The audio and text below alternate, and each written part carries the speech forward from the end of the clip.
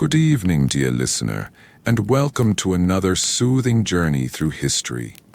Tonight, we're setting sail to a time long before Australia was even a dot on the map. Way back before the 17th century, when this mysterious land was a complete unknown to the outside world. Imagine being a modern-day adventurer, dreaming of living in Australia before it was discovered by Europeans, only to find out it's a lot harder than you thought. We'll follow our brave but slightly clueless hero as he tries and hilariously fails to survive in a land he can't even find. If you're ready to trade your modern comforts for a peek into this uncharted misadventure, settle in, dim the lights, and perhaps turn on a fan for that soft hum. If you enjoy this journey, do give a like, subscribe, and whisper in the comments where you're tuning in from. Now, let's hoist the sails and drift into the past, carefully, lest we get lost at sea. 'Tis a foggy morning in 1550, and you're Captain Bartholomew, a modern-day dreamer who somehow found himself in the 16th century, determined to live in Australia, except, well, no one knows where it is yet. You're standing at the helm of a rickety wooden ship, the SS Hopeful, clutching a parchment map that doesn't even show Australia. It's just a big blank spot labeled Unknown Lands, with a little carving of a sea monster for good measure. I'll be the first to live in Australia, you declare, your voice brimming with misplaced confidence, your eyes wide with determination as you gaze at the horizon. Your crew, a handful of scruffy sailors who think you're mad, shakes their heads as you set sail from a European port. "Captain, where are we going?" one asks, scratching his beard. "Australia, of course," you reply, pointing at the blank spot on the map. "It's got kangaroos, beaches, and sunshine. I read about it in a dream." The sailors exchange confused looks. Dreams of such lands are unheard of in 1550. And one mutters, "He's lost his wits, but at least the pay's good." You ignore them, gripping the ship's wheel, ready to sail to a land you can't possibly find. But as the ship creaks and the waves grow taller, you start to wonder if this journey might be a tad trickier than you thought. Days turn into weeks on the open sea, and you're starting to realize why Australia hasn't been discovered yet. It's really hard to find. Your map is useless, just a big blank space with a carving of a sea monster that's starting to look a bit too real. "It's got to be around here somewhere," you insist, squinting at the horizon, your feathered hat drooping in the salty air. But the ocean stretches endlessly, and your ship creaks ominously with every wave. Creak, creak. A storm rolls in, and your parchment map flaps wildly in the wind, threatening to tear apart, leaving you drenched and muttering, "Well, I guess I won't need a map if I never find land." The sailors are losing patience, and one points at a shadowy shape in the water, a sea monster, just like on your map. "Captain, we're doomed," he cries. But you wave him off. "Nonsense. It's probably just a very big fish." The fish circles closer, revealing sharp, carved teeth. Gulp. Your eyes widen in panic, mouth opening in a silent scream as you shout, "Row faster, men! I didn't sign up to be fish food." The sailors row like their lives depend on it, which they do, while you cling to the mast, realizing that without maps, compasses, or even a clue where Australia is, this journey is more doomed than your map. Getting there is the first impossible hurdle, and you haven't even faced the land yet. Miraculously, after months at sea, dodging storms, sea monsters, and mutinous grumbles from your crew, you spot land. "Australia at last!" you cheer, your voice cracking from exhaustion as you stumble ashore, your feathered hat now a soggy mess. But the land you found is no paradise. It's a harsh, sun-scorched outback with sand so hot it burns your feet through your boots. Sizzle. Where are the beaches? The kangaroos? You wail, your eyes wide, mouth downturned in dismay, as you fan yourself with your tattered map, only to realize there's no shade in sight. You take a step, and a snake slithers out from a bush, hissing with an angular, carved mouth. Hiss. Nice snake, good snake. You stammer, backing away, but you trip over a rock and land face first in the sand. Thud. As you spit out sand, you notice aboriginal figures in the distance, watching you with serene curiosity, their bodies painted with ochre, perfectly at home in this harsh land. They've lived here for tens of thousands of years, thriving through hunting, gathering, and deep knowledge of the land. But you're a fish out of water, literally. Without their skills, their culture, or even a clue how to find water, you're already realizing survival here might be a tad trickier than you thought. The sun climbs higher, and you're desperate for water. Your canteen's empty, and there's not a river in sight. Australia's supposed to have water, right? You mutter, your throat drier than the sand around you. You start digging with a stick, hoping for an underground spring. Dig, dig. Your face twists in desperation, eyes wide, mouth open with hope.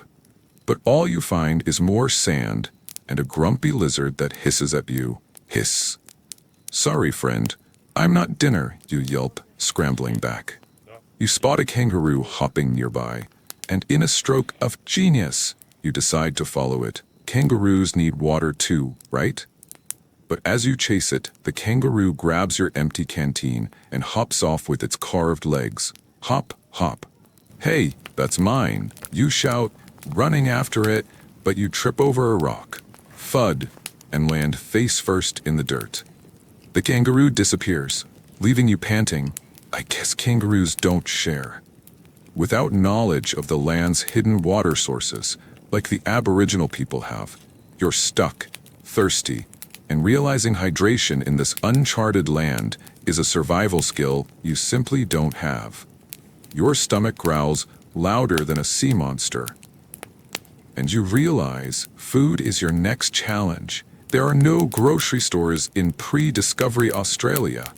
You spot a small stream and decide to catch a fish, thinking, how hard can it be? You wade in, carved water lines rising as you try to grab a fish with your bare hands. Splash! But the fish slips away, and you lose your balance, falling face first into the water. Splash! I'm not a fish, you sputter, emerging soaked, your hat floating away with carved ripples. From the distance, Aboriginal hunters watch with serene curiosity, their bodies painted with ochre, perfectly at home in this harsh land. They've mastered hunting here, tracking kangaroos, fishing with nets, gathering bush tucker like yams and berries. But you don't even know what's edible. You try to eat a random plant, but it's bitter, and you spit it out. Patooey. I'd starve before I figure this out, you groan, realizing survival here requires knowledge you don't have. How to hunt, what to eat, and how to avoid poisonous critters. Your modern diet of pizza and coffee won't cut it in this untamed land. As if thirst and hunger weren't enough, Australia's wildlife decides to give you a proper welcome. You're wandering the outback, looking for shade, when a snake slithers out from a bush, hissing with an angular carved mouth. Hiss. Nice snake, good snake, you stammer, your eyes wide, mouth open in terror as you back away. Carved slither lines, but you step on a twig. Snap, and the snake lunges, chasing you across the sand as you run for your life, screaming, I'm too modern to be snake food. You dodge the snake, only to stumble into a dingo's territory, a wild dog with carved fur and sharp teeth, watching with a carved smirk. The dingo gives chase too, and you're now running from two predators, your hat flying off. Whoosh. Why didn't I bring a survival guide? You wail, diving behind a rock to hide. Australia's wildlife, snakes, dingoes, spiders, is deadly, and without the knowledge Aboriginal people have to coexist with these creatures, you'd be lucky to survive a week. Your modern sneakers and optimism are no match for this untamed wilderness. After escaping the wildlife, you finally encounter a group of Aboriginal people, hoping they'll help you survive. Good day, friends. Can you help me find food and shelter? You ask, your voice echoing with carved speech lines. But the Aboriginal group, their bodies painted with ochre, holding spears, just stares at you with puzzled expressions, their faces serene but confused. Huh. You try again. You know, a place to rest, bread, water. They tilt their heads, whispering among themselves in a language you can't understand, and you realize there's a massive cultural and language barrier. You attempt to mime eating, but they think you're signaling for a hunt, and one offers you a spear instead. Whoosh! No, I don't want to hunt. I just want a meal, you cry, your eyes wide, mouth open in frustration. The Aboriginal people have their own rich languages, traditions, and ways of life, honed over millennia. But you lack the knowledge to communicate or integrate. Without understanding their culture, survival skills, or even basic greetings, you're more of a curiosity than a neighbor, a fish out of water in a land you don't belong in. As evening falls, a storm rolls in. Dark clouds, howling winds, and rain that turns the outback into a muddy mess. You've managed to build a makeshift shelter from sticks and leaves, but it's about as sturdy as a paper hat. Crack. It collapses under the rain, carved rain lines falling on your head as you sit in the mud, your face drooping with defeat, eyes half closed, mouth downturned in exhaustion. I just wanted to live in Australia, you mutter, shivering, but this place is trying to kill me. In the distance, the Aboriginal group you met earlier huddles under a natural rock shelter, perfectly dry and warm. Their knowledge of the land keeping them safe. You realize why you couldn't live here before it was discovered. There were no maps to find it. The journey was deadly, and the land itself, its heat, wildlife, and storms, required skills you don't have. The Aboriginal people thrived here for millennia, with their deep understanding of the environment. But you're a modern dreamer, out of place and out of luck, with nothing but a soggy hat and a newfound respect for those who called this land home. Night falls, and you found a dry spot under a tree, making a bed of leaves that's about as comfortable as a rock. But it'll do. You're too tired to care, your soggy hat nesting beside you like a loyal, if useless, companion. Carved ZZ lines float above your head as you drift off. The day's been a parade of disasters. The impossible journey, the harsh outback, the wildlife, the cultural gap, the storm. But you've learned a hard truth. Australia before its discovery was a land for the Aboriginal people, who thrived with skills and knowledge you could never match. In the distance, the Aboriginal group sits around a campfire, their faces serene as they share stories under the stars. Perfectly at home, you dream of your modern life, air conditioning, pizza, Wi-Fi, and realize you're not cut out for this uncharted world. As you sleep, the sounds of the outback, crickets, rustling leaves, and the faint crackle of the fire lull you deeper. A modern misfit in an ancient land, safe at last in the arms of dreams. And so, a journey to Australia before its discovery comes to a close, leaving behind a tale of survival, struggle, and a few soggy hats in a land unknown to the world. If you're still awake, I hope you've enjoyed this uncharted misadventure. If you're drifting off, Let the ocean's gentle waves carry you to dreamland. Thanks for joining me on this historical voyage. Like, subscribe, and comment with your thoughts or what historical tale you'd like to hear next. Until then, sleep well, and may your dreams be as adventurous as Bartholomew's, minus the sea monsters. Good evening, dear listener, and welcome to another soothing journey through history. Tonight, we're stepping into the cluttered, creative world of Leonardo da Vinci in 1505, right in the heart of Renaissance Florence. Our genius inventor is hard at work on his wildest contraptions, flying machines, tanks, and more. But oh dear, they're not exactly cooperating. Picture a day where the great Leonardo, master of art and science, turns his workshop into a circus of failed inventions with mishaps that'll make you giggle as you drift off. If you're ready to trade your modern comforts for a peek into this Renaissance romp, settle in, dim the lights, and perhaps turn on a fan for that soft hum. If you enjoy this journey, do give a like, subscribe, and whisper in the comments where you're tuning in from.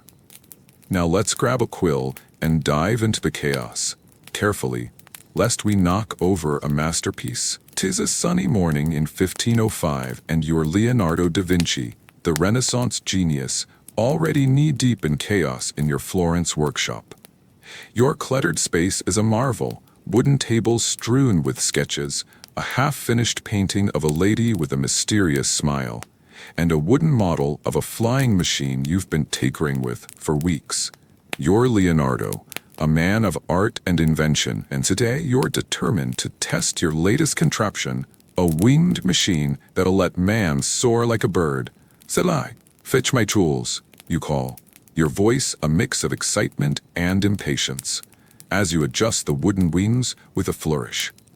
Your apprentice, Salai, a cheeky lad with a knack for mischief, rushes in with a tray of tools, his smirk as wide as the Arno River.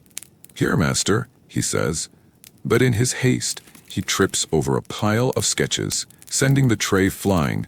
Clatter. The flying machine, precariously balanced on the table, tips over with a snap, its wings breaking like a bird that's forgotten how to fly. Your eyes widen in cartoonish panic, brows furrowing as you cry, "My wings! My dreams! Ruined by a clumsy apprentice!" Salai scrambles to his feet, muttering, "Sorry, master, but maybe birds are meant to fly, not men."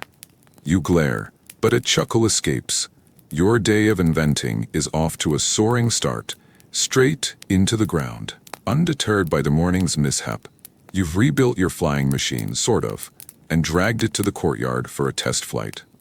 "Today, I shall soar like an eagle," you declare, strapping yourself into the contraption, its wooden wings creaking ominously. The machine looks like a giant bat, with linen wings stretched over a wooden frame, and you're perched on a platform like a bird ready to take flight. Your face is a picture of determination, eyes narrowed with focus, as you mutter, "Man will conquer the skies, and I'll be the first." Salai, standing below, smirks cheekily. "Master, are you sure this will work? It looks like a laundry rack with wings." You ignore him, flapping the wings with all your might. Creak, creak. For a moment you lift off the ground half an inch before the whole thing collapses with a crack, sending you tumbling into a haystack with a thud. Cartoon stars circle your head as you emerge, hay in your hair, grumbling, "I flew." For a moment, Salai doubles over, laughing. "You flew straight into the hay, master. That's a new kind of bird." You glare, brushing off the hay. "Laugh all you want, Salai, but I'll conquer the skies yet, even if I have to crawl there first. Your flying dreams may be grounded, but your spirit soars on." Next on your list is a war machine, a wooden tank, a marvel of gears and wheels designed to roll over enemies like a spiked turtle. You've spent weeks sketching this contraption, and now it's ready for a test on a nearby hillside. "Behold, Salai, the future of warfare," you proclaim, patting the tank's wooden shell, its spikes gleaming with menace. Your face glows with pride, eyes sparkling with genius, as you mutter, "This will make me the greatest military mind of the age." But as you give it a push to start the test, the tank starts rolling, downhill straight toward the neighbor's vineyard. "Sacre Madonna," you shout, your eyes popping wide in cartoonish panic, mouth gaping as the tank picks up speed. Crash! It smashes through a row of grapevines, cartoon smoke rising as it finally stops in a ditch, wheels spinning uselessly. Salai chases after it, his tiny legs flailing. "Master, your tank's a grape crusher now." You run down the hill, arms flapping. "My invention, my reputation ruined by a vineyard." The neighbor, a grumpy old farmer, emerges, shaking his fist. "You owe me for those grapes, Da Vinci."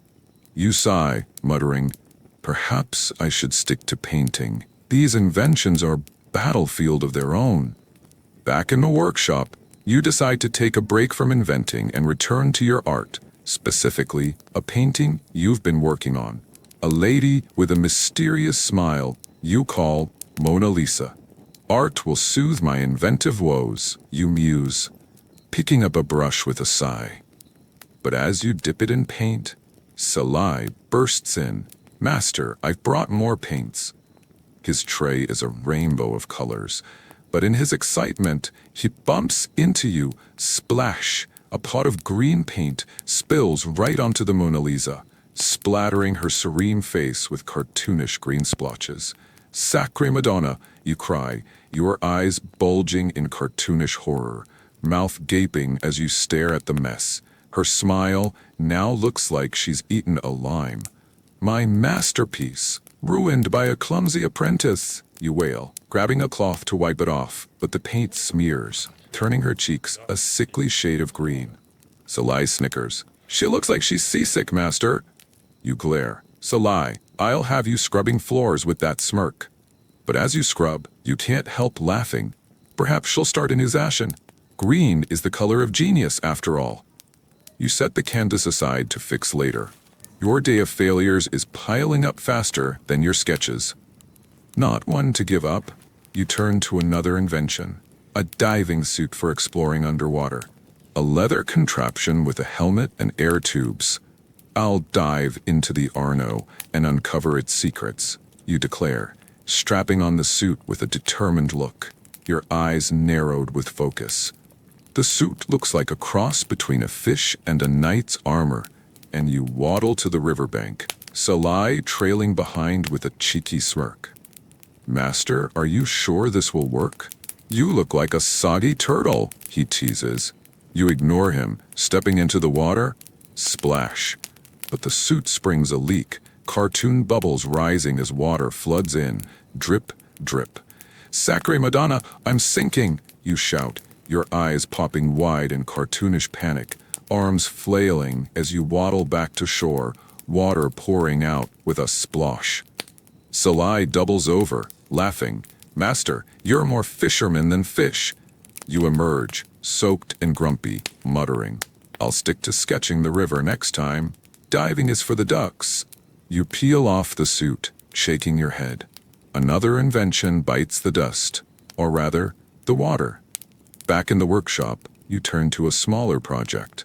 A mechanical clock to keep perfect time, a marvel of gears and springs. "Time is the canvas of genius," you proclaim, tinkering with the clock's innards, your face glowing with focus, eyes sparkling with ideas. But as you wind it up, the gears start to whir, too fast. "Sacre Madonna, it's going haywire," you shout, your eyes popping wide in cartoonish panic, mouth gaping as the clock explodes with a boing, cartoon springs flying everywhere. Bing! Bing! One spring hits Salai in the nose. Ow! And he ducks under the table, his smirk replaced by cartoon fear. "Master, your clock's trying to kill us." You dodge a gear, muttering, "I wanted to master time, not be mastered by it." The clock's hands spin wildly before stopping, cartoon smoke rising with a puff. You sigh, wiping soot from your face. Perhaps I'll stick to sundials. They don't fight back. Salai peeks out, giggling. At least you kept time for about 3 seconds. You can't help laughing. Your inventions may fail, but your sense of humor keeps ticking. Just when you think the day can't get worse, a noble patron arrives. Lorenzo de' Medici, a wealthy supporter eager to see your latest inventions. "Show me your genius, Leonardo," he demands, his red velvet robe gleaming, his face stern with expectation. You gulp, your eyes widening in cartoonish nervousness. "Of course, my lord." You decide to demonstrate a smaller invention, a mechanical lion meant to roar and walk, a gift for the Medici court. You wind up the lion, its wooden body creaking. Behold, a marvel of engineering. But as it starts to move, clank, clank, it lurches forward, then breaks apart with a crack, cartoon smoke rising as its head rolls off and lands at Lorenzo's feet. "Sacre Madonna," you cry, your eyes popping wide, mouth gaping in panic. Lorenzo frowns. "This is your genius? A lion that loses its head?" You stammer. It's a metaphor, my lord. Courage in defeat." Salai snickers from the corner, and you shoot him a glare. Lorenzo sighs. "Stick to painting, Leonardo. Your machines are a menace." He leaves, and you mutter, "Perhaps he's right, but I'll conquer invention yet." Your patron may be unimpressed, but your determination roars on. As the sun sets, casting a golden glow over your workshop, you take a break from inventing to sketch. A bird in flight, a reminder of your failed flying machine. "Perhaps I'll stick to drawing the skies," you muse, your face softening into a slight smirk, eyes gleaming with quiet reflection. The day's been a parade of disasters. The flying machine crash, the tank tumble, the Mona Lisa mess, the diving suit leak, the clock explosion, and the lion's beheading, but you can't help laughing at the absurdity of it all. Salai sweeps the floor nearby, his cartoonish effort sending dust clouds rising. Poof. "Master, your inventions may fail, but they make for good stories," he teases, his smirk wide as ever. You chuckle. "True, Salai. Perhaps my failures will inspire someone else to fly." You reflect on your genius, not just in art, but in dreaming big, even when your dreams crash spectacularly.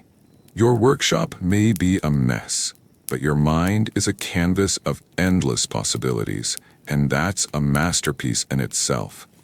Night falls, and you prepare for rest, the day's chaos finally behind you. You shed your brown tunic, the soft cap you've worn all day landing on a pile of sketches, and slip into a simple nightshirt. Geniuses need sleep too. Salai, ever the cheeky apprentice, tucks you into your wooden bed with exaggerated care. Fluffing your pillow, like a mother hen, cartoon hearts pop around him. "Good night, master. May your dreams be free of crashing machines," he teases, his smirk as wide as ever. You roll your eyes. "Sally, if I dream of inventions, I'll have you building them." But a sleepy smirk spreads. ZZs float above your head. Your workshop is quiet, save for the distant chirp of crickets and the rustle of papers in the breeze. You reflect on the day's failures, the flying machine, the tank, the Mona Lisa, the diving suit, the clock, the lion, but also on your endless curiosity. Each failure is a brushstroke on the canvas of your genius, and tomorrow you'll paint anew. As you drift off, the day fades into dreams of flight, machines, and a Mona Lisa who doesn't mind a little green. Another day as Leonardo da Vinci is done, and you've survived, inventions and all.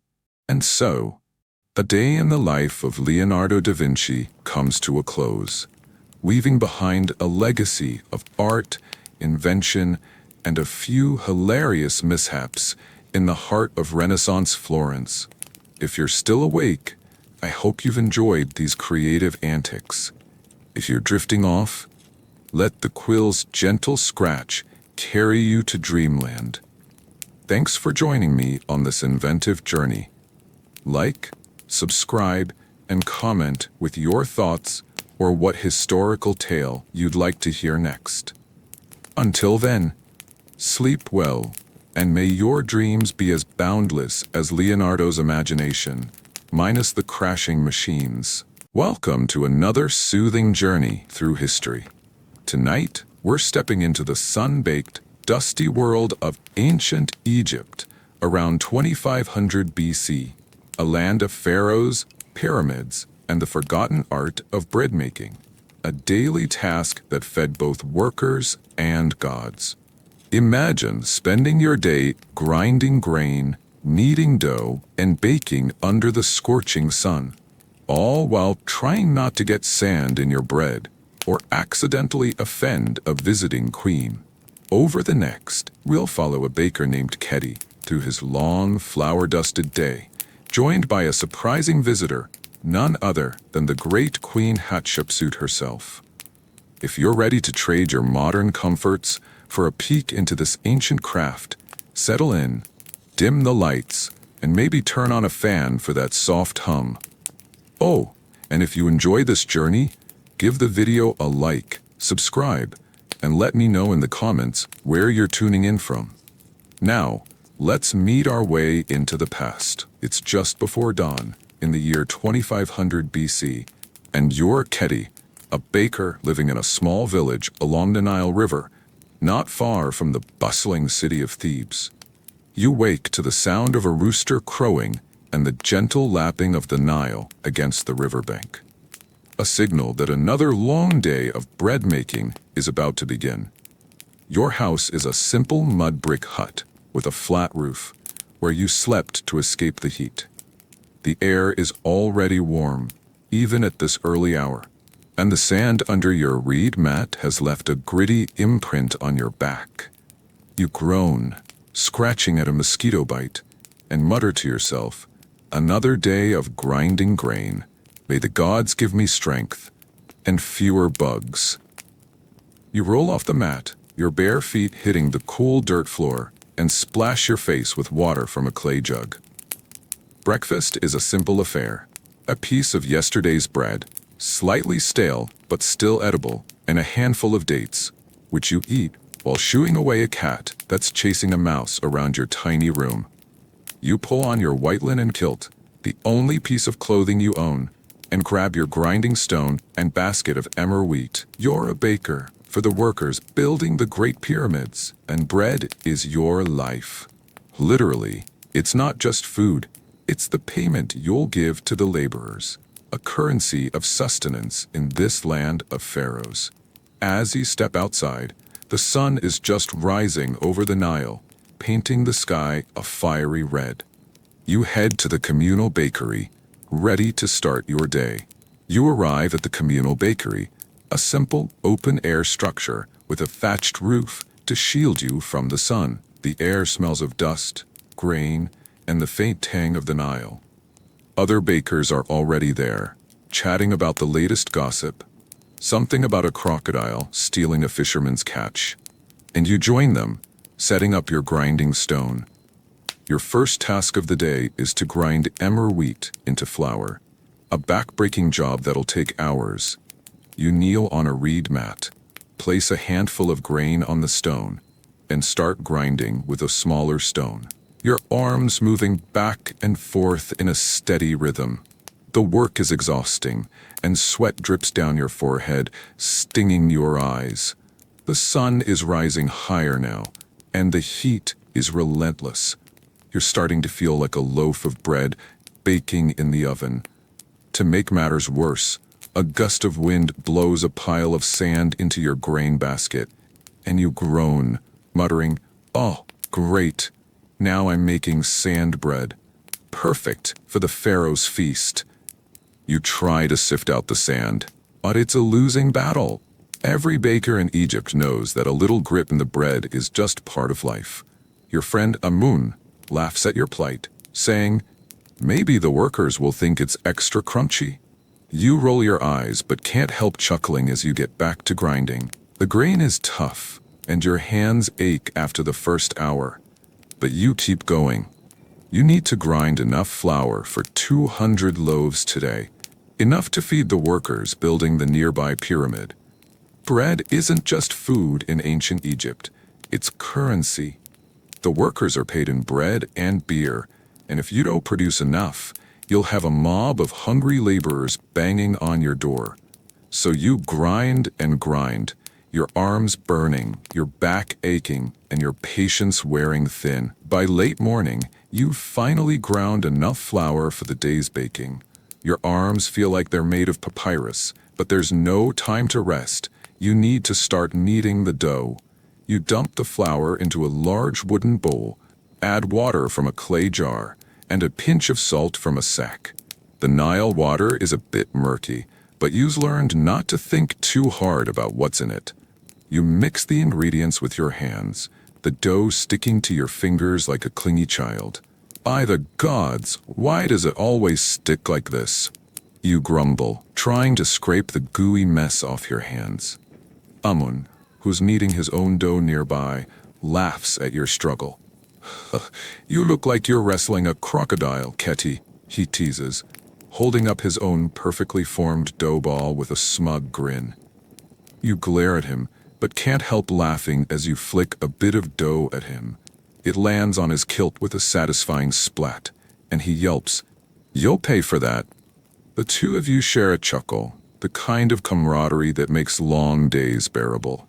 But the dough isn't done with you yet. It's too sticky, so you add more flour, only to realize you've added too much, and now it's crumbling like sand. You sigh, starting over, muttering to yourself, "If I wanted to make sand bread, I'd just bake the desert." Kneading takes time and your hands are covered in dough by the end of it. You finally get the consistency right. Soft but firm, perfect for shaping into loaves. You divide the dough into small rounds, your fingers moving quickly despite the ache, and set them aside to rise under a cloth. The sun is high now, and the heat is unbearable. But you're one step closer to baking. A small victory in a day full of floury chaos. With the dough ready, it's time to bake. You head to the clay oven, a dome-shaped structure made of mud and straw, already glowing with heat from the fire inside. You stoke the fire with dried palm fronds, the flames leaping up with a crackle, and the heat hits you like a slap from Ra himself. "By the gods, I'm baking myself along with the bread," you mutter, wiping sweat from your brow. You shape the dough into flat, round loaves, placing them on a wooden paddle to slide into the oven. But baking is a tricky business.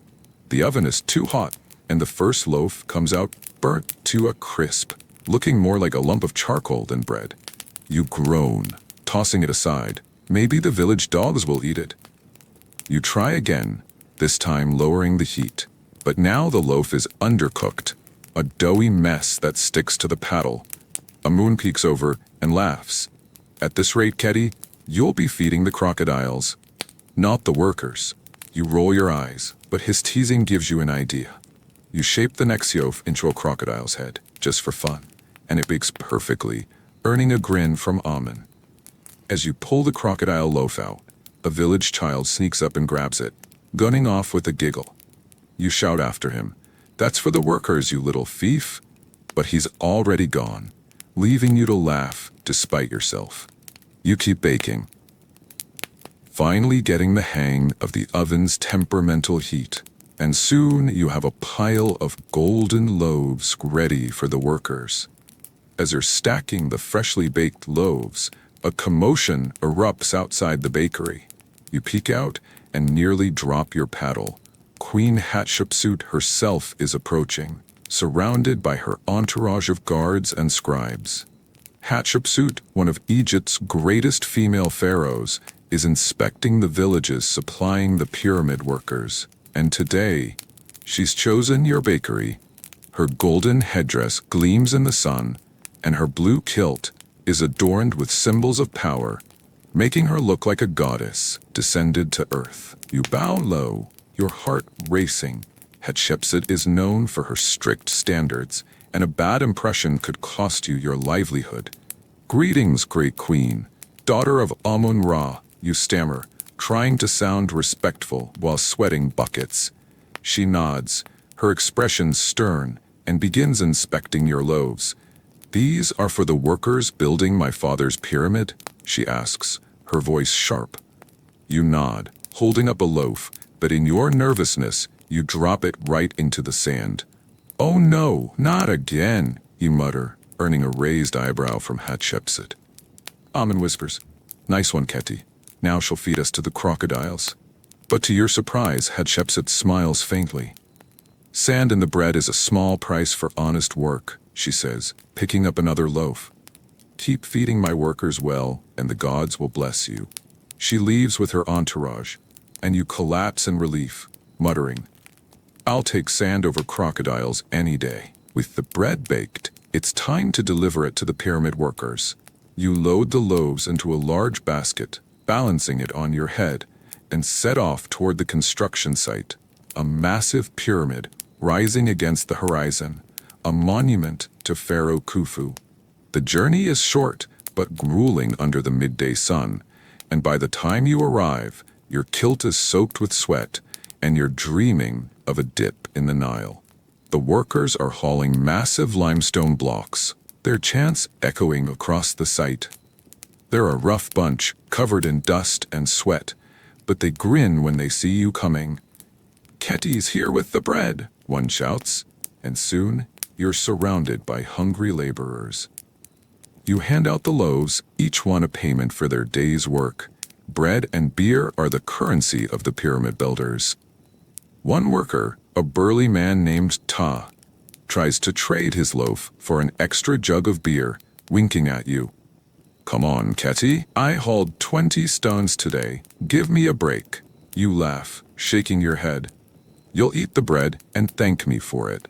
Pa, beer doesn't build pyramids. The workers devour the bread, some breaking off pieces to share with their friends. You notice a few grimaces, probably from the sand, but no one complains too loudly. They're grateful for the food, and you feel a small swell of pride knowing your bread keeps them going. As you hand out the last loaf, you sit down for a moment, watching the pyramid rise, stone by stone, a testament to the power of Egypt and the power of bread. As you return to the bakery, you take a moment to reflect on the importance of bread in ancient Egypt. Bread isn't just food here. It's life itself. It's the staple of every meal, from the humblest farmer to the mightiest pharaoh. It's so essential that it's even used as payment for workers, a kind of edible currency that keeps the entire kingdom running. You've heard that the workers building the pyramids eat up to 10 loaves a day, along with onions, garlic, and beer, a diet that keeps them strong for their grueling labor. But bread is also sacred. In temples, priests offer loaves to the gods, placing them on altars alongside honey, fruit, and wine. You've seen this yourself at the local temple of Osiris, where the priests bake special loaves shaped like the Ankh, the symbol of life, to honor the god of the afterlife. Bread is a gift to the gods, a way to ensure their favor for the harvest, the Nile's flood, and the prosperity of the land. Even in the afterlife, bread matters. Tombs are stocked with loaves to feed the dead on their journey to the field of reeds. For you, bread is more personal. It's the smell of flour on your hands, the ache in your arms, the satisfaction of feeding your village. It's a craft passed down through generations, a forgotten art that keeps Egypt alive. You may never see the inside of a pharaoh's palace, but your bread helps build their eternal monuments, and that's a legacy you can be proud of. As the sun sets, you finish your work and join the village for an evening celebration, a small feast to honor the Nile's annual flood. which will soon bring fertile silt to the fields. The villagers gather by the riverbank, their laughter echoing over the water. You bring a basket of extra loaves, sharing them with your neighbors, who greet you with cheers. "Keti's bread, better than the pharaoh's feast," one woman jokes, and you laugh, handing her a loaf. The feast is simple, but joyful. There's bread, of course, along with roasted fish, dates, and jars of beer, brewed by the village women. A child plays a harp, the notes floating over the crowd, while Amen tries to dance, his movements so clumsy that he nearly falls into the Nile. "Stick to baking, Amen," you tease, and he throws a date at you, missing by a mile. The villagers laugh, and for a moment, the hardships of the day, the heat, the sand, the burnt loaves, fade away. You sit by the water, sipping beer and watching the stars emerge, feeling a rare sense of peace.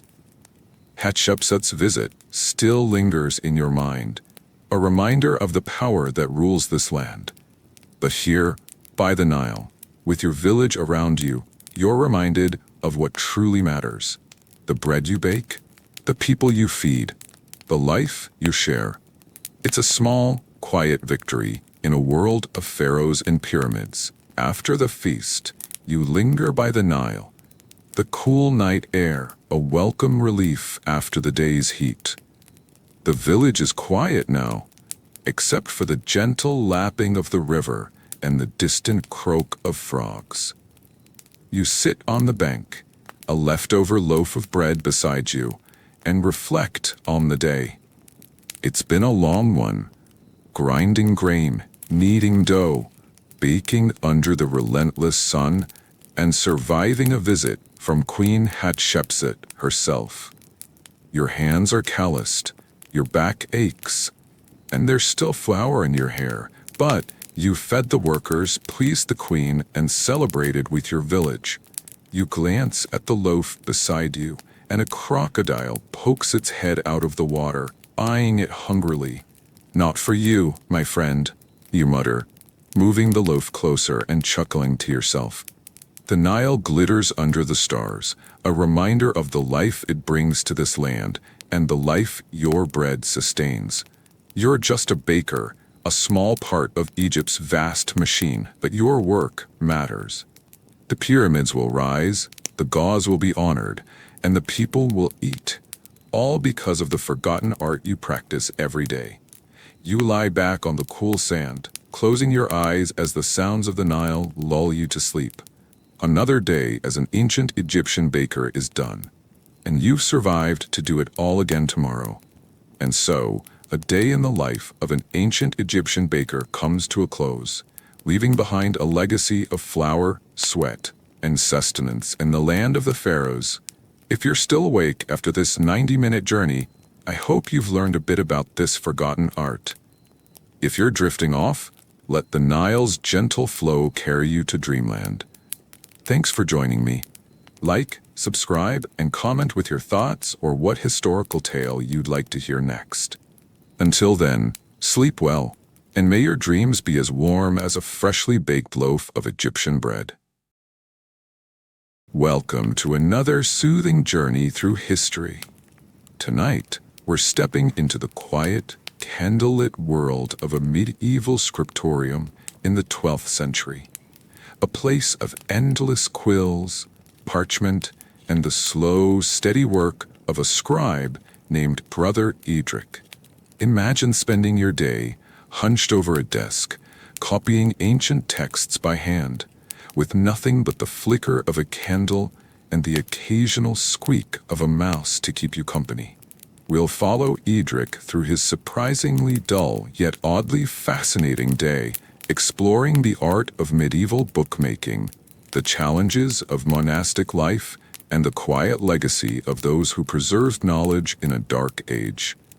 If you're ready to trade your modern comforts for a peek into this ancient routine, settle in, dim the lights, and maybe turn on a fan for that soft hum. Oh, and if you enjoy this journey, give the video a like, subscribe, and let me know in the comments where you're tuning in from. Now, Let's turn the page and step into the past. It's just before dawn in the year 1150, and your brother Adric, a monk and scribe living in a Benedictine monastery in northern England. You wake to the sound of the morning bell, its deep clang echoing through the stone corridors of the monastery, a signal for the first prayers of the day, lauds. Your cell is a tiny room, barely big enough for a straw bed, a wooden stool, and a small table. The walls are cold stone, and the air is so chilly you can see your breath, like tiny clouds in the dim light filtering through a narrow window. Your bed is a simple straw mat covered with a scratchy wool blanket, and let's just say the fleas have decided you're their personal buffet. You roll out of bed, your joints creaking from the cold, and kneel on the icy floor to say a quick prayer. Give me strength for another day of quills and parchment, you mutter, hoping for a miracle to make the scriptorium a little warmer today. You pull on your gray monastic robe, the rough wool itching against your skin, and slip into a pair of worn leather sandals. Breakfast isn't a thing yet. Monks like you eat only twice a day, and the first meal won't come until after morning prayers. Your stomach grumbles, but you ignore it. Grabbing your rosary beads and heading out into the cloister, the monastery is quiet except for the shuffle of other monks' sandals as they make their way to the chapel. The air smells of damp stone, candle wax, and the faint whiff of yesterday's barley soup. You pass the herb garden, where Brother Thomas is already tending to the rosemary and lavender, his breath visible in the frosty morning. The chapel is dimly lit with flickering candles, and you join the other monks in chanting psalms, your voice blending with theirs in a low, rhythmic hum. It's a moment of peace before the long day ahead, a day of copying manuscripts in the scriptorium where your real work begins. After morning prayers, you head to the refectory for a simple meal. A bowl of barley porridge and a piece of coarse bread, washed down with watered-down ale. It's not exactly a feast, but it fills your stomach enough to face the day. You make your way to the scriptorium, a small room in the monastery where the monks copy manuscripts. The scriptorium is a quiet, cold space, with stone walls and narrow windows that let in just enough light to see your work. Wooden desks are lined up in rows, each one holding a slanted writing surface, an ink pot, a quill, and a pile of parchment. You settle at your desk, your breath visible in the chilly air. Your task today is to copy a Latin translation of Aristotle's Physics, a book the abbot wants for the monastery library. First, you need to prepare your tools. You pick up a goose feather quill, carefully trimming the tip with a small knife to create a sharp nib. Too sharp, and it'll tear the parchment. Too blunt, and your letters will look like a child's scribbles. You mix ink in a small pot, grinding a lump of black pigment with water and a bit of gum arabic to make it stick. You dip your quill, but in your sleepy haze you knock the ink pot over, sending a black puddle across the desk. You mutter a prayer for patience as you mop it up with a rag, hoping the abbot doesn't notice the stain on your sleeve. Next, you prepare the parchment, which is made from sheepskin, stretched, scraped, and dried until it's smooth. It's expensive stuff, and every sheet is precious, so you can't afford to make mistakes. You rule the page with faint lines using a lead stylus, creating a grid to keep your writing neat. The parchment smells faintly of animal hide, and you notice a small tear in the corner, probably from a clumsy novice. You sigh, knowing you'll have to work around it. Finally, you light a small candle for extra light. Its flame flickering in the drafty room. You're ready to start copying, but the real challenge is just beginning. With your tools ready, you begin the slow, painstaking work of copying Aristotle's Physics. The original manuscript sits on a stand beside you, its pages worn and faded from years of use. You dip your quill in ink and start writing, carefully forming each letter in a neat, rounded script called Carolingian minuscule, a style designed to be clear and readable. Each stroke of the quill is deliberate, the scratch of the nib against parchment, the only sound in the quiet scriptorium, aside from the occasional cough of another monk or the squeak of a mouse scurrying across the floor. The work is tedious, to say the least. You're copying word for word, line by line, page by page, and there's no room for error. If you make a mistake, you can't just cross it out. Parchment is too precious for that. Instead, you have to scrape the ink off with a knife, which leaves a rough spot that might tear if you're not careful. Your hand cramps after the first hour, and your back aches from hunching over the desk. The candlelight flickers, making your eyes strain, and you have to squint to read the faded text of the original. Every so often, you pause to stretch your fingers, muttering a prayer for patience as a mouse steals a crumb from your desk. You glare at it, but it's too quick for you to catch. The monotony is mind-numbing. You've been copying the same passage for hours, and you're only halfway through the page. Your mind starts to wander. Maybe you should have joined the monks in the herb garden instead. But a sharp reprimand from Brother Anselm, the head scribe, snaps you back to focus. Adric, stop daydreaming. The abbot wants this done by Vespers. You nod, dipping your quill again, and keep going. It's not glamorous work, but it's important. Books are rare and precious in the Middle Ages, and your copies help preserve knowledge for future generations. As the morning drags on, the challenges of scriptorian work become painfully clear. The cold is a constant enemy. The scriptorium is unheated, and your fingers are numb from the chill. You blow on them to keep them warm, but it doesn't help much. The candle you're using for light keeps dripping wax onto the desk, and once a drop lands on your parchment, smudging a letter you just wrote. You groan, scraping it off with your knife, but the spot looks uneven now, and you know Brother Anselm will notice. Sure enough, he glances over from his desk and snaps, "Edric, if you ruin that page, you'll be saying extra prayers tonight." You mutter an apology, but inside, you're wondering if copying books is worth all this trouble.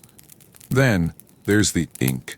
It's a finicky mixture, and if you don't get the consistency just right, it either clumps on the quill or spreads too thin, making your letters look like spiderwebs. You've already had to remake the ink twice today because it keeps drying out in the cold air.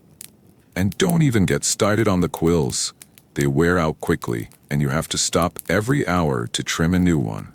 Once, you trim it too sharply and end up tearing the parchment, leaving a small hole in the middle of a sentence. You sigh, knowing you'll have to stitch it up later with a needle and thread, a tedious task that'll take up the rest of your morning. Monastic life adds its own challenges. Silence is the rule in the scriptorium. No talking, no humming, just the scratch of quills and the occasional cough. It's meant to keep you focused, but it also makes the day feel endless. You're not even allowed to leave for a break unless it's time for prayers or meals. Your stomach grumbles as you think of the midday meal, more bread and a bowl of watery vegetable stew, but that's still hours away. For now, you're stuck at your desk, copying line after line with only the mice for company.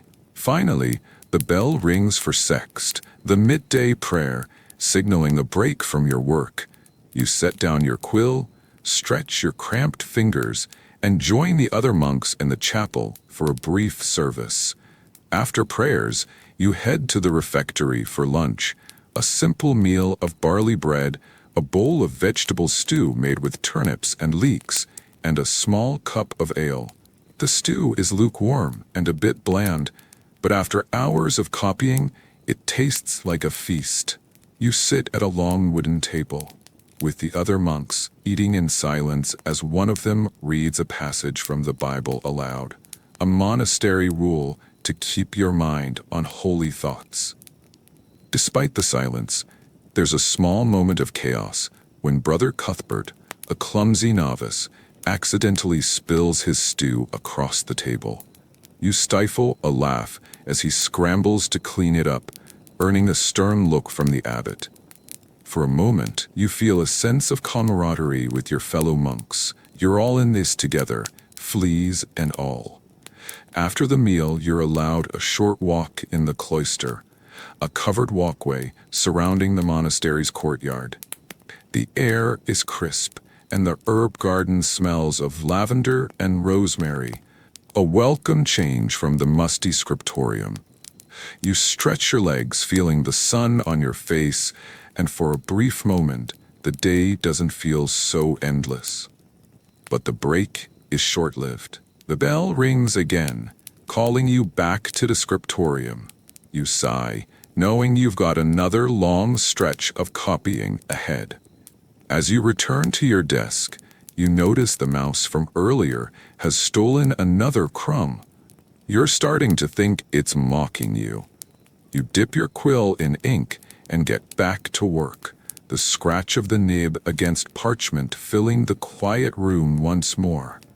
As the afternoon sun filters through the scriptorium's narrow windows, you take a moment to appreciate the importance of your work. Books in the Middle Ages are rare and precious. There's no printing press yet, so every book has to be copied by hand. Monasteries like yours are the guardians of knowledge, preserving ancient texts like Aristotle, the Bible, and the writings of early Christian fathers. Without scribes like you, this knowledge would be lost to time, buried under the chaos of the times. The manuscript you are copying, Aristotle's Physics, is part of the monastery's growing library, a collection that will be used by monks, scholars, and even visiting nobles. But copying isn't just about the words, it's an art form. You're not just writing, you're creating a book that might last for centuries. Every so often, you add a decorative touch, like an illuminated initial, a large, ornate letter at the start of a chapter, painted with red and blue ink and a bit of gold leaf. It's a small moment of creativity in an otherwise monotonous day, and you take pride in making the letter as beautiful as you can, even if your hand shakes from the cold. The process of making a book is a labor of love. The parchment comes from sheepskin, prepared by other monks who spend days scraping and stretching the hides. The ink is made from oak galls and iron salts, a recipe that took years to perfect. The quills are plucked from geese, and the gold leaf comes from a merchant in the nearest town, a rare luxury for the monastery. Each book takes months to complete, and a single mistake can ruin weeks of work. But when it's done, it's a thing of beauty, a window into the past, a bridge to the future. You may never see the finished book, but you know your work will live on long after you're gone. By mid-afternoon, the scriptorium feels like a prison. You've been copying for hours, and the monotony is starting to wear you down. Your eyes are tired from squinting at the faded text. Your hand is cramping again, and the cold has settled into your bones. You've lost count of how many times you've written the word philosophia, and you're starting to wonder if Aristotle ever took a break. The silence of the scriptorium is oppressive, broken only by the scratch of quills and the occasional cough from Brother Anselm. You try to stay focused, but distractions keep creeping in. A bird lands on the windowsill, chirping loudly, and you glance up, imagining what it would be like to fly away from this desk. You daydream about the village festival you heard about last week. There'll be music, dancing, maybe even a pie or two. Your stomach grumbles at the thought, and you shake your head, trying to focus. But the candle has burned low, and a puddle of wax has formed on the desk. You must have dozed off for a moment. You jolt upright, hoping Brother Anselm didn't notice, but he's too busy correcting a novice's work to care. The mouse from earlier scurries across the floor again, and you swear it's taunting you now. You toss a crumb at it, but it just grabs the prize and runs off, leaving you to your endless copying. You sigh, dipping your quill in ink, and keep going. The afternoon feels like it'll never end. But you know you have to finish this page before Vespers, the evening prayers, or you'll be stuck here even longer. As the day draws to a close, you finally finish the page you've been working on. It's not perfect. The tear in the parchment made things tricky, and there's a small smudge where your hand slipped, but it's done. You carefully set the page aside to dry, feeling a small sense of accomplishment. You've been working on this manuscript for weeks, and with this page, you're one step closer to completing it. You imagine the finished book on a shelf in the monastery library, where it might be read by scholars, monks, or even a visiting bishop. Scribes like you are the unsung heroes of the Middle Ages, in an era often called the Dark Ages, when wars, plagues, and invasions threaten to erase the knowledge of the past. Monasteries become beacons of learning. The books you copy, texts by Aristotle, Augustine, and the ancient Romans, keep alive the wisdom of antiquity. Without your work, much of this knowledge would be lost forever, buried under the chaos of the times. The manuscripts you create will be passed down for centuries, some even surviving into the modern age, where they'll be studied by historians and marveled at in museums. But your work isn't just about preservation, it's about faith. As a monk, you see copying as a form of prayer, a way to serve God by spreading His word and the wisdom of His creation. Each letter you write is an act of devotion, even if your hand cramps and your eyes ache. You may never leave this monastery, but your manuscripts will travel far beyond its walls, carrying your silent legacy into the future. As the sun sets, the bell rings for Vespers, the evening prayer. You set down your quill, stretch your aching back, and join the other monks in the chapel. The air is warm with the glow of candles, and the familiar chant of psalms fills the space, a soothing rhythm that calms your tired mind. After prayers, you head to the refectory for supper, a simple meal of bread, cheese, and a bowl of lentil soup. The food is plain, but it's filling, and you savor every bite, grateful for the warmth in your belly after a long day. Back in your cell, you light a small candle and kneel for a final prayer, thanking God for the strength to get through another day. You reflect on the pages you copied, the mistakes you made, and the small victories, like the illuminated letter you're particularly proud of. Your hands are stained with ink, your back aches, and your eyes are heavy, but there's a quiet satisfaction in knowing you've done your part to preserve knowledge and serve your faith. You blow out the candle and lie down on your straw mat, the fleas greeting you like old friends. The monastery is silent now, except for the distant hoot of an owl and the faint creak of the wooden roof. As you drift off, the day's work fades into the background, replaced by dreams of parchment, quills, and the endless scratch of writing. Another day as a medieval scribe is done, and you've survived to do it all again tomorrow. And so, a day in the life of a medieval scribe comes to a close, leaving behind a legacy of ink, parchment, and quiet devotion in the heart of a dark age. If you're still awake after this 90-minute journey, I hope you've learned a bit about this ancient craft. If you're drifting off, let the scratch of quills carry you to dreamland. Thanks for joining me. Like, subscribe, and comment with your thoughts or what historical tale you'd like to hear next. Until then, sleep well. and may your dreams be as peaceful as a monk's prayer. Good evening, dear listener, and welcome to another soothing journey through history. Tonight, we're marching into the grand yet slightly silly world of Napoleon Bonaparte in 1805, right before his legendary Battle of Austerlitz. But forget the cannons and conquests for a moment. Our emperor is having a hat crisis. Picture a day where the mighty Napoleon, conqueror of nations, is more worried about his bicorn hat than his battle plans, leading to a parade of wardrobe mishaps that'll tickle your funny bone. If you're ready to trade your modern comforts for a peek into this imperial caper, settle in, dim the lights, and perhaps turn on a fan for that soft hum. If you enjoy this journey, do give a like, subscribe, and whisper in the comments where you're tuning in from. Now, let's adjust our hats and step into the past, carefully, lest they fall off.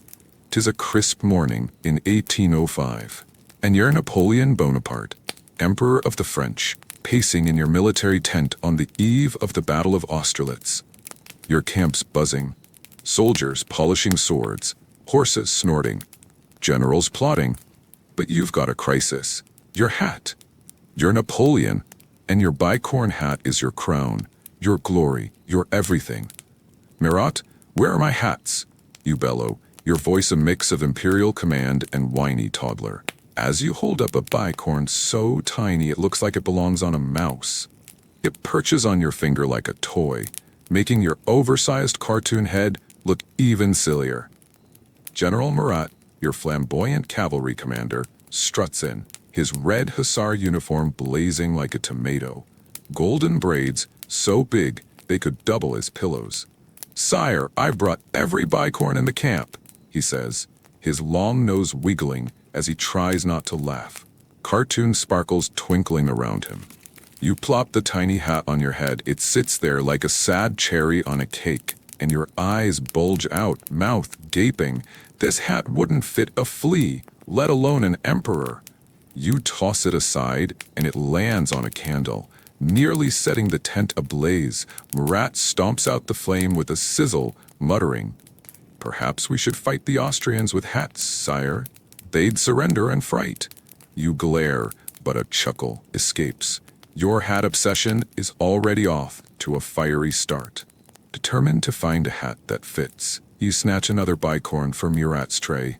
This one's so huge it could double as a soup pot. "This will make me look formidable," you declare, plopping it on with a cartoonish boing. But the brim sags over your eyes like a drooping umbrella, blocking your entire view. Your big cartoon eyes disappear under the hat, and you stumble forward, knocking over a table. "Sacre bleu, I can't see a thing," you wail, your mouth gaping as cartoon sweat drops fly, your battle map of Austerlitz landing in a muddy puddle with a splat. General Ney, your fiery marshal, steps in, his blue uniform crisp with a red sash, but his comically large nose wiggles as he tries not to laugh. His eyes pop out with a pop effect. "Sire, perhaps a smaller hat might suit your vision," he suggests, his voice quivering. You lift the brim just enough to glare. "Nay, I'll have you polishing cannons if you laugh at your emperor." But the hat slips off, landing on Ney's foot with a thud. He hops around, cartoon stars circling his head, while you mutter, "Well, at least it's good for something, keeping my marshals on their toes." You toss the oversized hat aside, your hat hunt far from over. You finally find a hat that fits, your favorite bicorn, black as coal, with a crisp brim that makes you look like the conqueror you are.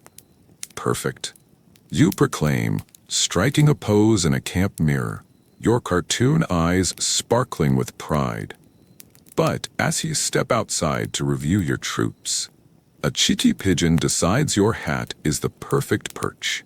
It swoops down with a whoosh, landing with a plop, and leaves a white, gooey mess right on the brim. Cartoon goo dripping down. "Sacre, you roar, your oversized head shaking with fury, eyes lopsided and mouth gaping as cartoon steam puffs from your ears. This bird dares to defile the Emperor of France. The pigeon coos mockingly, flapping off with a swoop, leaving you to deal with the mess.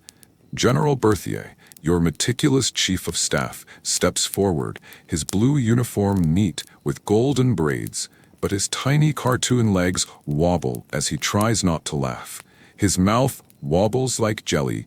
"Sire, perhaps it's good luck," he ventures, but you glare, wiping the hat with a handkerchief, muttering, "If this is luck, I'd rather lose at Austerlitz." The troops snicker, and you snap. The next man who laughs will be cleaning latrines with his toothbrush. But a wry smile creeps in. This hat obsession is a battlefield of its own. Back in the tent, you're on a mission to replace your besmirched hat. "Murat, bring me more hats," you order, and your cavalry commander returns with a stack so tall it could block the sun. "Sire, I've raided every officer's trunk," he says, his long nose wiggling as he balances the pile, cartoon sweat drops flying.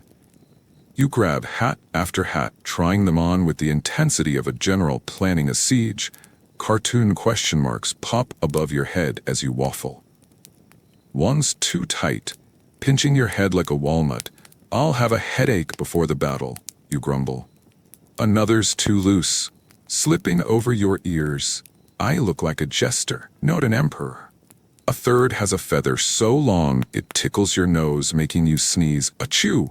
The hat flies off, knocking over a candlestick, and Murat dives to catch it with a swoop before the tent catches fire, cartoon flames flickering.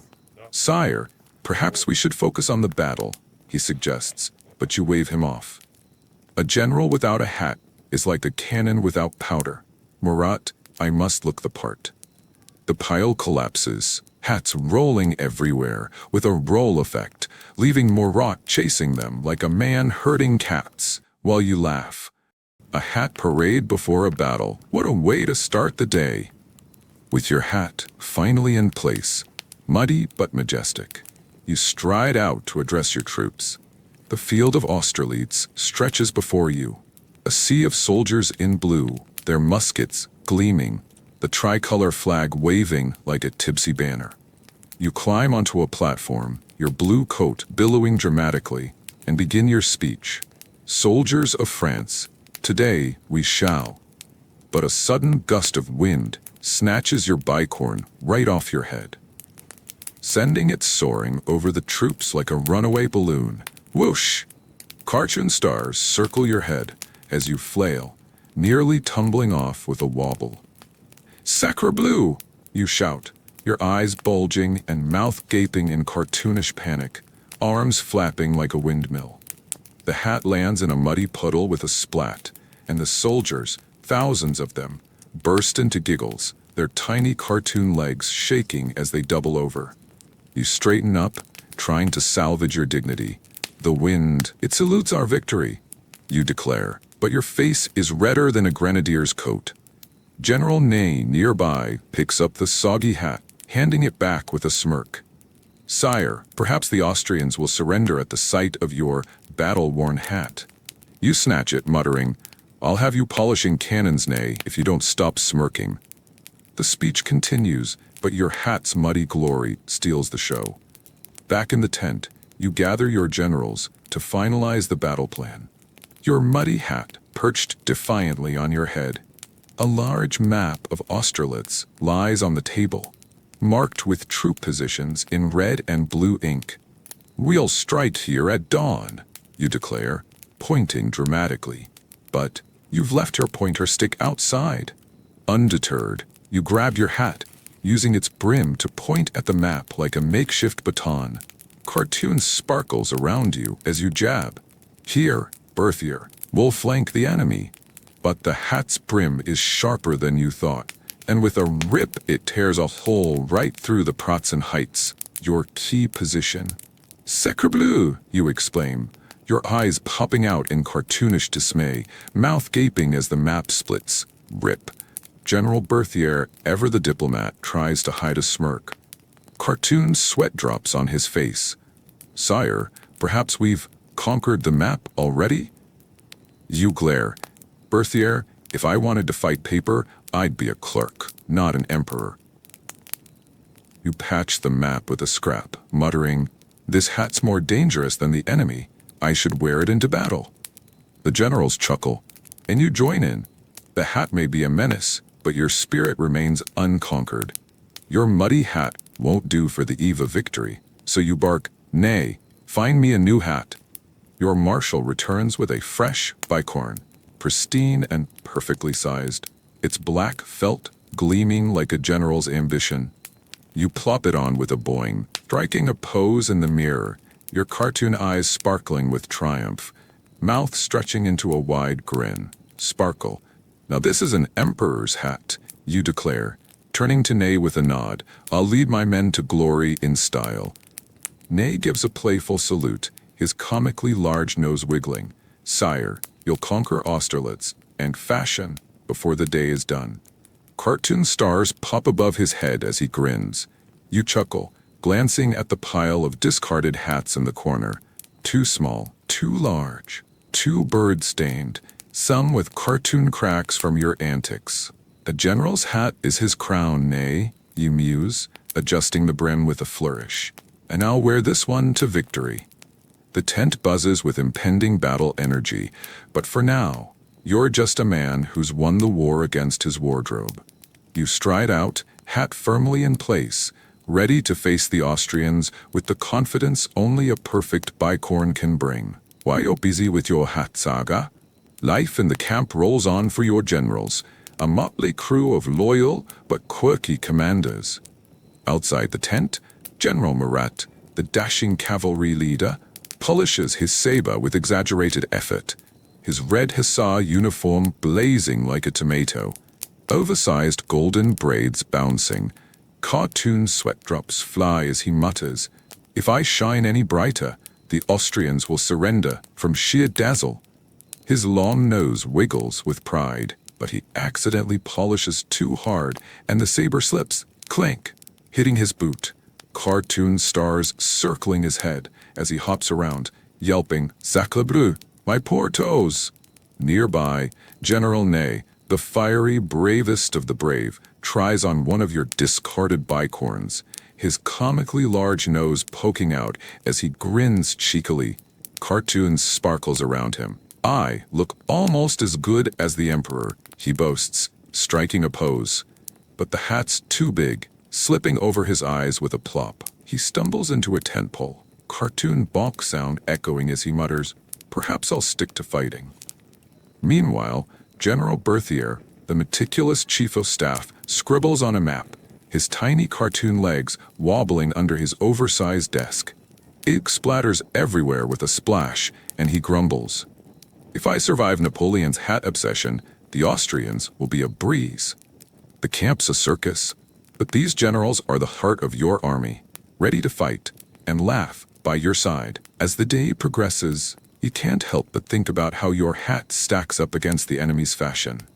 Across the battlefield, the Austrian and Russian generals are preparing too, and you've heard rumors of their own sartorial splendor.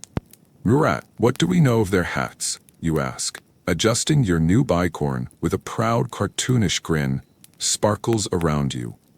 Murat, his long nose wiggling, reports, "Sire, the Austrian General Kutuzov wears a shako hat, tall, feathered, and rather smug, if you ask me." You imagine Kutuzov on the other side of the river, his comically tiny head dwarfed by a towering shako hat, its feathers so long it tickles his nose.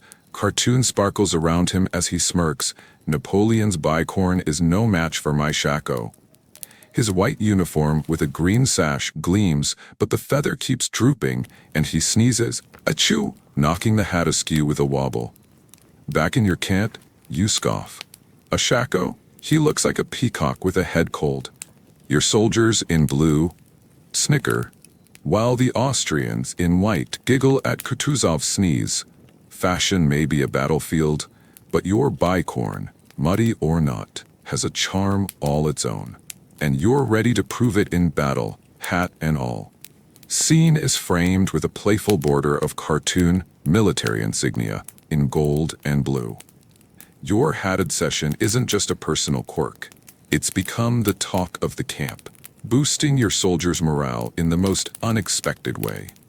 As you stride through the ranks, your new bicorn tilted jauntily, the troops erupt in cheers, their tiny cartoon legs bouncing with joy, cartoon hearts sparkling in their eyes.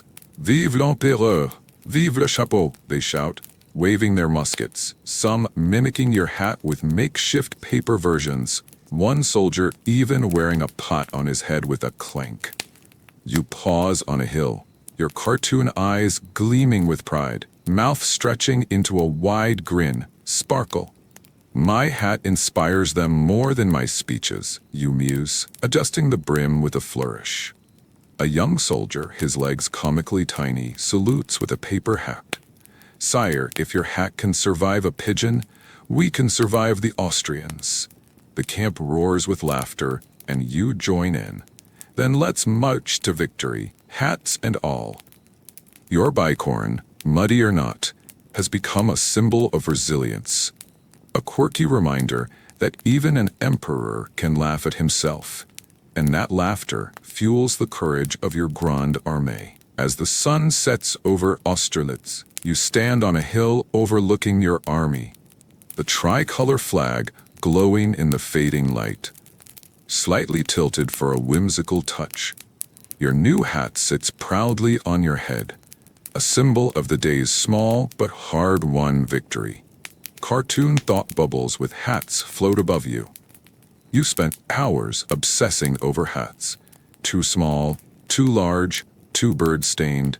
But now, with your troops ready and your plans set, you can't help but laugh at the absurdity. Murat, you call to your cavalry commander, who's polishing his saber nearby. Do you think the Austrians will tremble at my hat? Murat, his red uniform blazing, grins playfully, his long nose wiggling, cartoon sparkles around him. Sire, they'll surrender the moment they see your bicorn, though the pigeon may have helped. You chuckle, adjusting your hat with a flourish. A good hat is worth 1,000 cannons, Murat. Never forget that. You reflect on the chaos, the tiny hat, the pigeon's mischief, the wind's betrayal, but also on your army's strength, your general's loyalty, and the empire you've built. Fashion may be a battlefield, but tomorrow you'll fight the real one, hat and all. For now, you bask in the twilight, a conqueror with a sense of humor, ready to lead your men to glory. Back in your tent, you prepare for rest. The day's hat saga finally behind you. You shed your blue military coat, the oversized golden epaulets, cartoonishly large, and slip into a simple white shirt and trousers. Emperors need sleep too. General Berthier, ever the dutiful aide, tucks you into your camp bed with exaggerated care, his tiny legs wobbling as he fluffs your pillow. Cartoon hearts pop around him. Good night, sire. May your dreams be free of pigeons, he teases, a playful smirk on his face. You roll your cartoon eyes. Berthier, if I dream of hats, I'll have you court-martialed. But a sleepy grin spreads. ZZs float above your head. Your new bicorn rests on a table, a cartoon crown perched on it for whimsy, a silent sentinel of your day's trials. The camp's quiet, save for the distant crackle of campfires and soldiers' murmurs. You reflect on the chaos, the tiny hat, the bird mess, the wind's betrayal, but also on the battle ahead. Austerlitz will be your masterpiece, and your hat will lead the charge. As you drift off, the day fades into dreams of victory, hats, and a pigeon that just won't quit. Another day as Napoleon is done, and you've survived, hat and all. And so, a day in the life of Napoleon Bonaparte comes to a close, leaving behind a legacy of conquest, courage, and a rather amusing hat obsession on the eve of Austerlitz. If you're still awake, I hope you've enjoyed these imperial antics. If you're drifting off, let the drum's gentle beat carry you to dreamland. Thanks for joining me on this hat-tastic journey. Like, subscribe, and comment with your thoughts or what historical tale you'd like to hear next. Until then, sleep well, and may your dreams be as bold as Napoleon's bicorn, minus the pigeon mess.